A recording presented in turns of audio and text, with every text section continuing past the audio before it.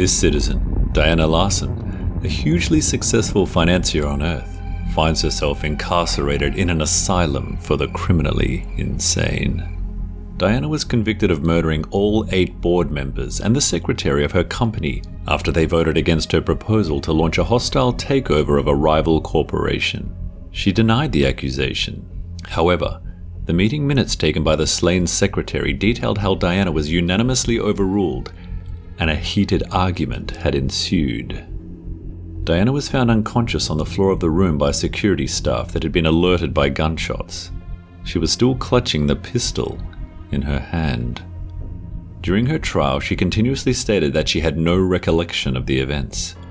The evidence was damning though, and the final nail in her coffin came during the prosecution's closing argument where Diana, infuriated with all that was being said about her, leapt from where she sat and bit the ear off the terrified lawyer. Her continued violent outbursts and a damning psychological assessment landed her in the situation in which she finds herself to this day. She said she didn't consider herself insane, but what person in such a compromised mental state would?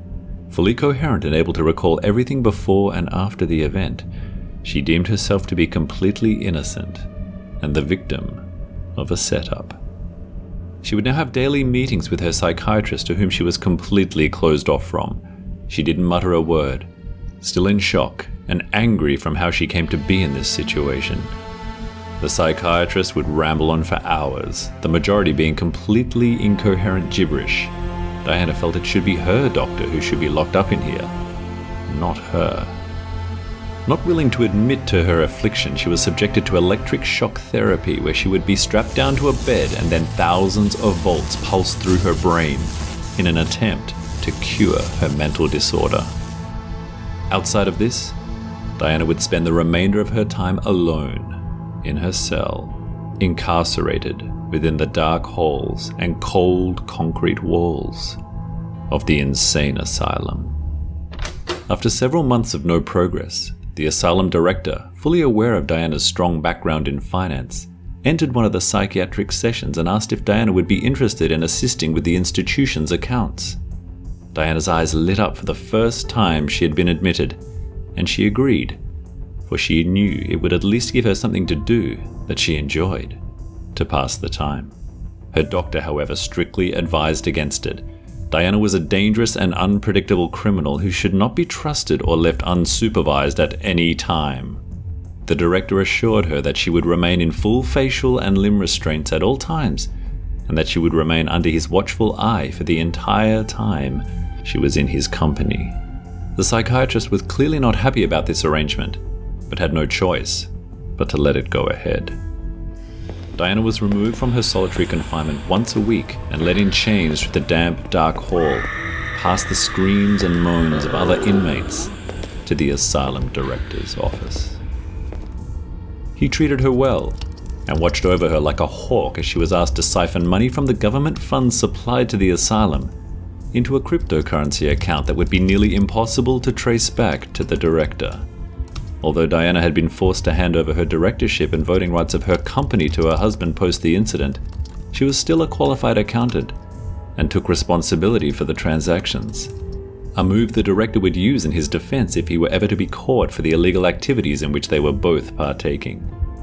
Over time, Diana became comfortable and conversational around the director and appeared to be making more progress in regards to adapting back to civilized society.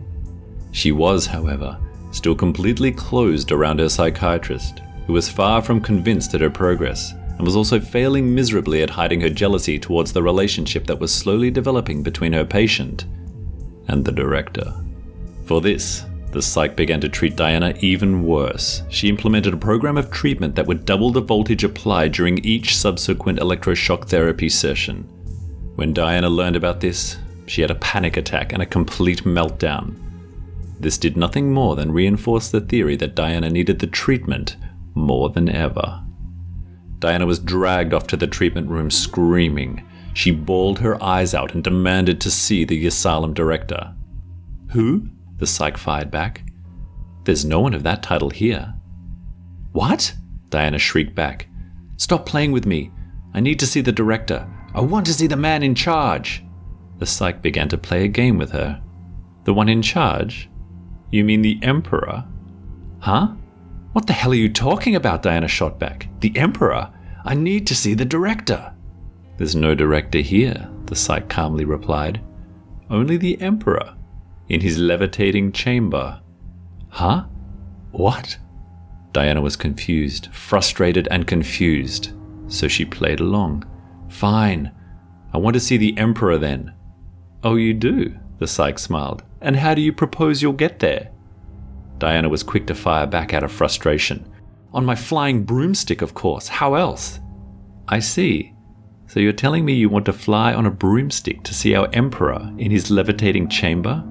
Diana exhaled. Yes, that's right.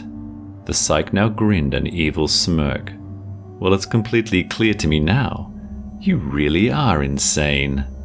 Diana was petrified. She had no options. She was at the mercy of this madwoman. The psych gave the orderlies a nod, and within seconds, they had moved in on Diana and began the brutally painful electrotherapy. Diana was wheeled back to her room and then dumped on the floor. The massive steel door slammed shut behind her, leaving her alone in the dark in excruciating pain. She struggled to lift herself up. She knew that she either had to make it to her bed before she passed out, or it would mean spending the night suffering on the cold concrete floor. She tried, but couldn't do it. She was exhausted and her head was pounding. On the cusp of giving up, a hand came out of the darkness and took hers. She screamed and was suddenly able to right herself and make her way to a sitting position against the steel door. The dark figure then moved closer to her and put a finger to his lips. Look, he said, I can get you out of here, but I need your help. What? She replied. Who are you? How did you get in here? It's not important, he replied. Do you want to get out of here? Of course, Diana whimpered, holding back her tears. Good. Then I need you to get us a map, he went on. The one in the director's office, the one that shows the layout of the entire asylum. Once you have that, I'll help you escape. Right, said Diana. I know it. I can get it. Tomorrow. I'll have it. Excellent. I'll be here, said the man. And he disappeared into the shadows. What the hell was going on? Diana thought to herself. I really am going insane. The next afternoon, she was taken to the director's office as per the usual routine. The director, having grown comfortable with her being around, did not keep her under his strict supervision. In fact, as per this instance, he left the room to liaise with other staff. Diana sat there in silence, working through the transactions, having completely forgotten about her encounter with the strange man the night before. That was until she looked up from the desk and saw the map. Diana finished her task and was taken back to her cell just prior to nightfall. She sat there, alone, feeling like an idiot. Why did she take the map? She would surely be found out, and then they would probably kill her during the electrotherapy the next day. She felt waves of guilt, regret, and terror wash over her. Sure enough, she was found out. The psych had been in the director's office and noticed that the map was missing. She immediately knew where it had gone. She stormed down the halls in a furious rage, ready to unleash hell on Diana. Diana sat in her room terrified. She could hear the psych's hard shoes clapping against the tiles, getting closer and closer. She didn't know what she was going to do. She had no defense. The door burst open and the psych stood at the doorway with a maniacal grin on her face. She was going to enjoy this, but before she could, she was pulled into the room and thrown to the ground, knocked unconscious. The man had returned, and Diana was saved. The two of them then wasted no time disappearing into the dark halls of the asylum and on their way to freedom. The next morning, the orderlies came to Diana's room to find what they thought was an overly animated and violent Diana. They wheeled her off into the electrotherapy room, kicking and screaming all the while. Once strapped down, they proceeded to put an increased dosage of electricity through the patient, sending her into a series of excruciating convulsions. Minutes later, The psychiatrist was brain dead. Back on the ship, Diana had drifted out of her deep dream state into regular stasis once more, and Dan Blacker smiled, for everything was coming together perfectly.